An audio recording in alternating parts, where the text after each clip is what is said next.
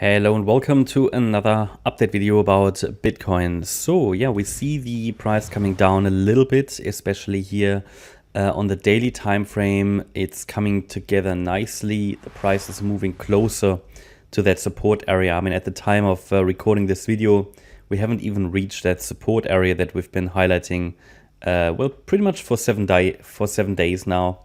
And it was already clear sort of Monday, Tuesday, that this correction would take a little while, and we're now coming down in the C wave. So we're going to take a look at that on the smaller time frame in a minute.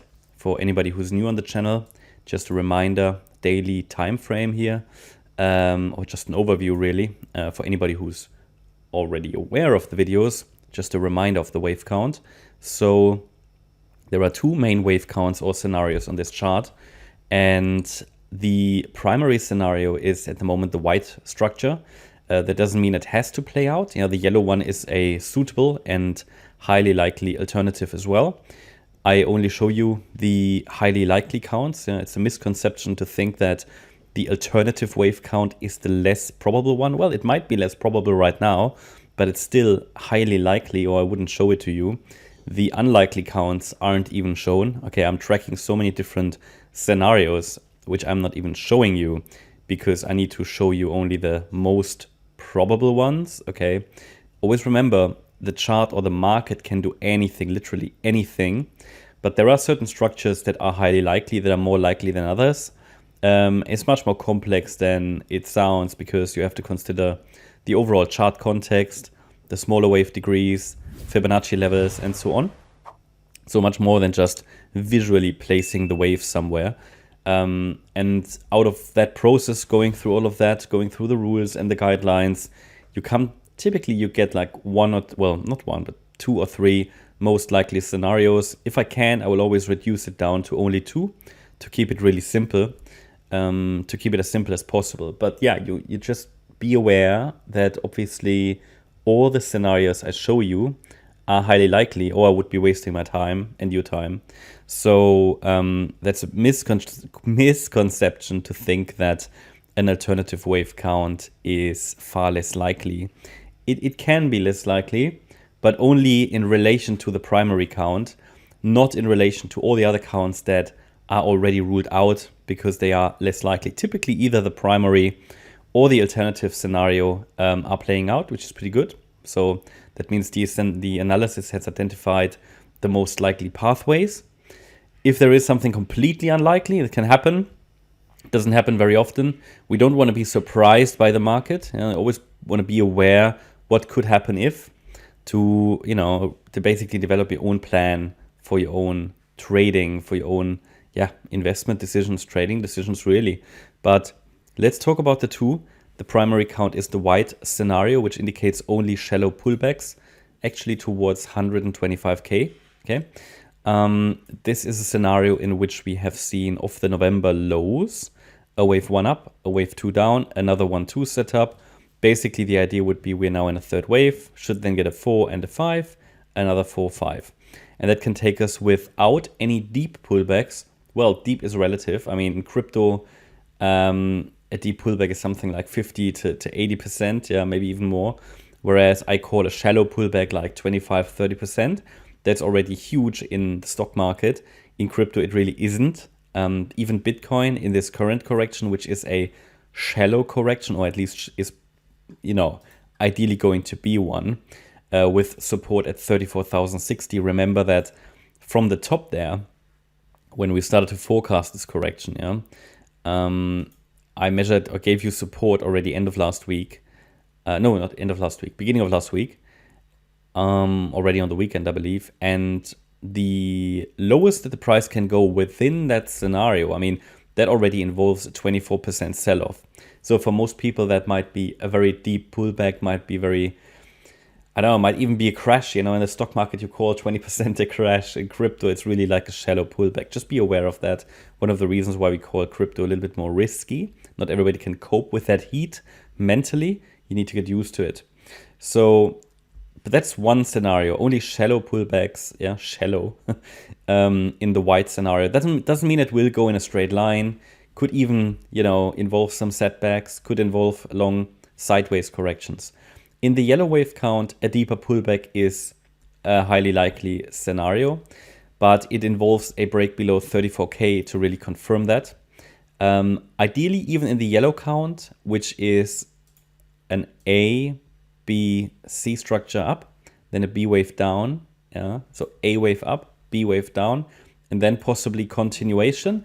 Even though I have to say in that yellow scenario, there will be plenty of other possibilities.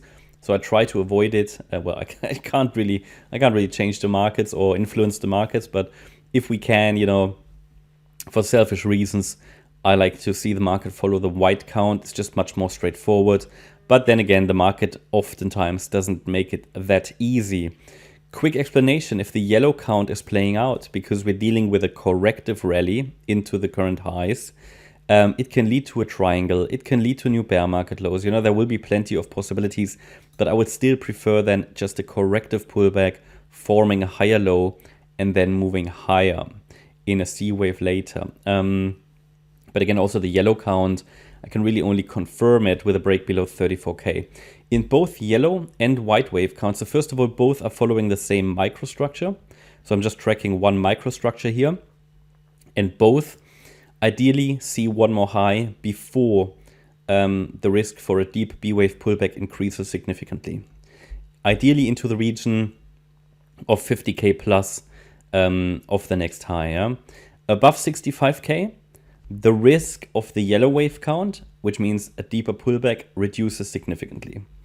So let's go to the shorter time frame count. And we see that here.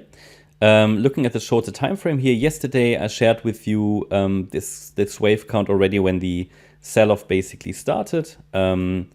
It wasn't a surprise that we get a C wave. Okay, no panic. It was absolutely the plan to see the C wave either more directly or after a more extended B wave, then the C wave.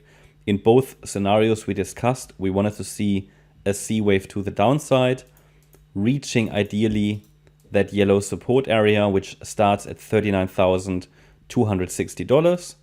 And so far the market seems to be following that because, explanation, in a wave 4 scenario, which we are in, we would like to see typically an A wave, a B wave, and a C wave. The B wave can always be very diverse. So you can get extended B waves, very shallow B waves. But once we have a reasonable prospect, yeah, for the C wave to be unfolding, I will make you aware typically, which I did yesterday when we were starting to coming down here, to be coming down. Already mentioned it when we broke out of the triangle, but on a Saturday, I think it was Sunday. When triangle breaks on Sunday, it often doesn't lead to an immediate response because the volume is low. But then we retested the trend line from below, successfully broke below that last swing low. That was really the signal that something was going on here. And I've added a micro count now. Basically, idea is that we are now in the C wave to the downside. Within that C wave, we could be in the third wave. This looks like third wave behavior. And then even within the third wave, that's new, I've added a micro count. And if this is really a third wave to the downside, and if this is really, let's say, an impulsive sell-off in wave C, then the market should now stay below $41,740. We've already seen a reaction to the 23.6 retracement, which is at 41,244. Looks like a mini bear flag that's forming here on the on the smaller time frames. And yeah, it might already continue. So that might already have been the way forward. We'll see. A break below $40,780 would indicate that the fifth wave down is unfolding of a larger third. Then we should get a bit more of a substantial corrective rally, wave 4.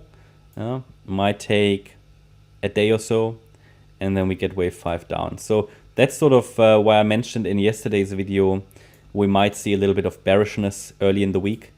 And yeah, only above 41,740, this might need to be reinterpreted. But for now, the microstructure remains in control. And I will watch, first of all, there's some structural support around 40,600 and then around $40,200. Yeah, these are the structural support levels. And then we've got Fibonacci support at 39,260.